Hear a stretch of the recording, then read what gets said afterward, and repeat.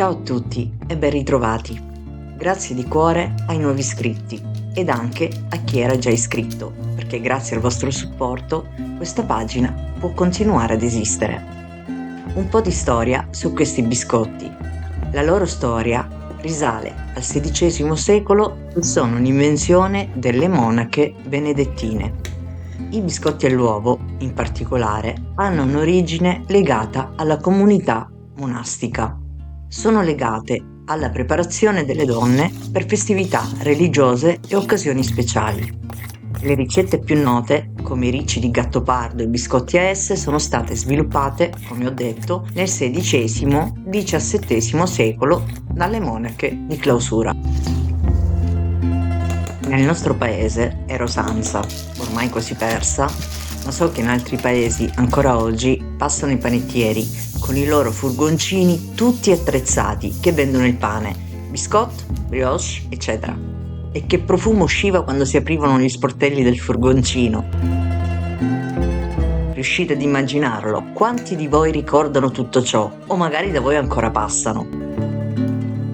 Allora compravamo questi biscotti nel nostro panificio di fiducia o dal furgoncino che ogni mattina passava. Dovete sapere che in Sicilia passano chi vende frutta, chi granita, chi pane, non si fermano un attimo. Ma non voglio annoiarvi con questi racconti, anche se c'è chi ama sapere un po' di storia. Passiamo alla ricetta, solo pochi ingredienti. 3, che tutti abbiamo a casa: uova, zucchero e farina. Potete aggiungere del lievito per dolci. Sì, tutto qui, basta poco e si possono fare grandi cose. Pensaci, una volta inventavano piatti dal nulla e con poco e tutto era prezioso e tramandato nei tempi. Oggi ci complichiamo la vita e non apprezziamo quel che abbiamo, senza parlare degli sprechi. Non c'è tanto da dire su come comporre il dolce, ecco perché mi perdo nei ricordi e nei racconti.